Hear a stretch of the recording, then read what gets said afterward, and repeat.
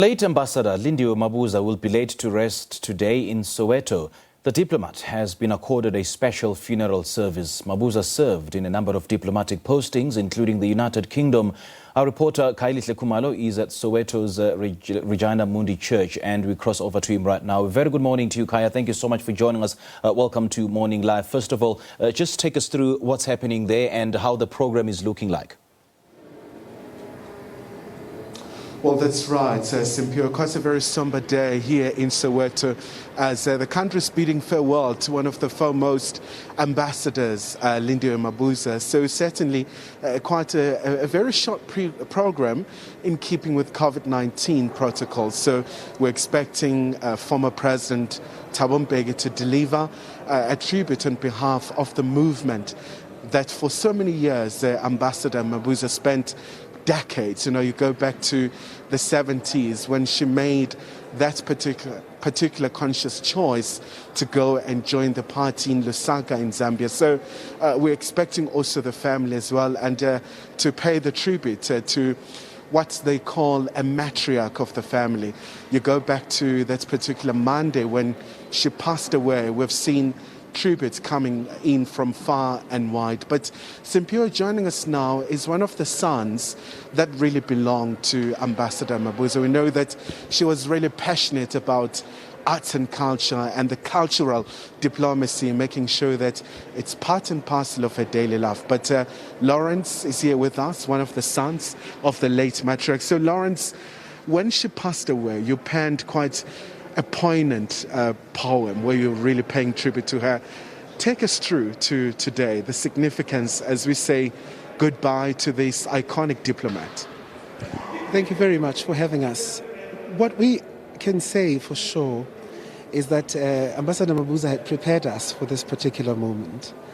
And she had begun to talk about what it should look like and so on. And as much as we were prepared over and over, we could never take that. And I think maybe the poem that one chose, she had been such an important friend of mine and really mother that I wish we could have preserved her in some way. And it's true.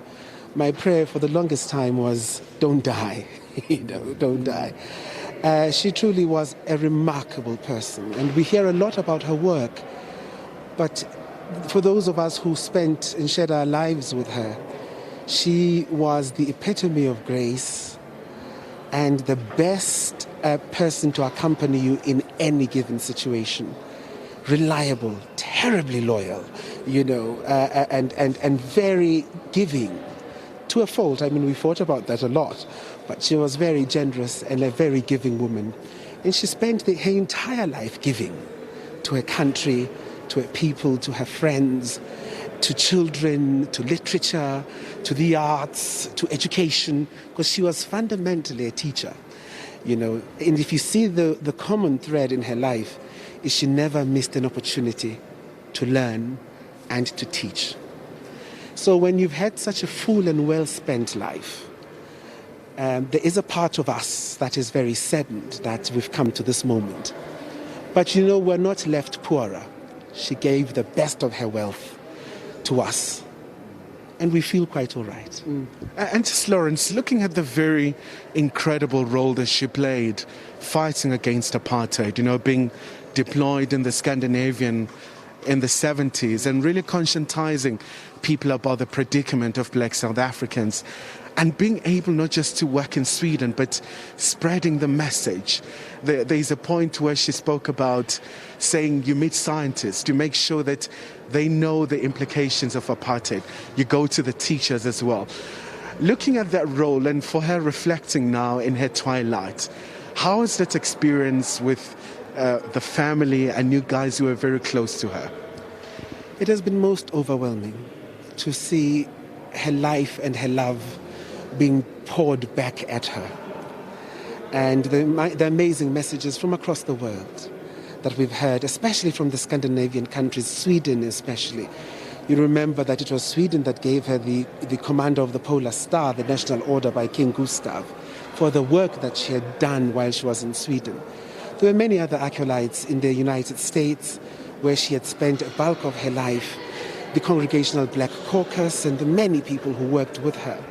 And so what has been most moving, certainly for me, was to see and to hear once more all of her friends across the world saying once more, she was a phenomenal woman and she gave her best.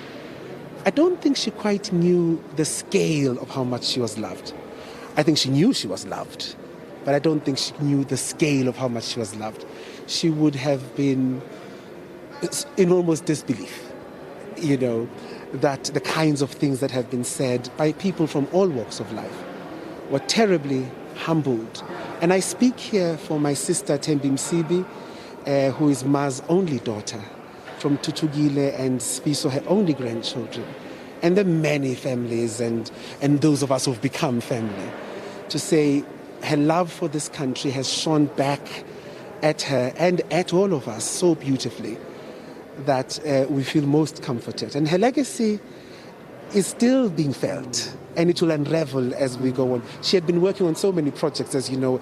A book on South Africa and Sweden was one of the projects that she had been editing in the latter part of her life. She wanted to restart Rockstrift, that cultural heritage that came out of Rockstrift. She was busy working with new artists that she was supporting and bringing up into the main fold. So she was still going. And just finally to go, Lawrence, how do we sustain that legacy to the crop of new diplomats? Because cultural diplomacy, she always placed an emphasis. I mean, undoubtedly, this is a giant, this is a poet, this is a diplomat, this is a teacher and a cultural activist. So really having quite a lot of things that she had really done. Look, the role of artists, the role that artists played in the anti-apartheid movement is very important. And if we could kill an entire regime through the arts, can you imagine, in terms of people to people and nations to nations, how much the arts can facilitate the finding of each other? So my hope is that the Department of International Relations will have serious conversations about what cultural diplomacy is and how we can employ it as a tool for our own diplomatic work. And so it's a conversation that I will personally be championing going forward as my contribution to her legacy, because it is important work that has to happen. All right, Lawrence, thank you so much. And once again, sincere condolences to you. So, Simphiwe, those are just some of the sentiments really being expressed here, really paying homage to one of the most incredible diplomats who have come out of South Africa, really having played quite a pivotal role in making sure that South Africa is a free country. So undoubtedly, Ambassador Mabuza really represented that finest of South Africa's stars and making sure that people really understand the implications around apartheid regime and so many roles that she played, and also becoming also an MP in a post-apartheid South Africa, having served in Germany, United Kingdom as a diplomat. All right, Khayelihle, thank you so much for joining us. We'll touch base with you a little later on.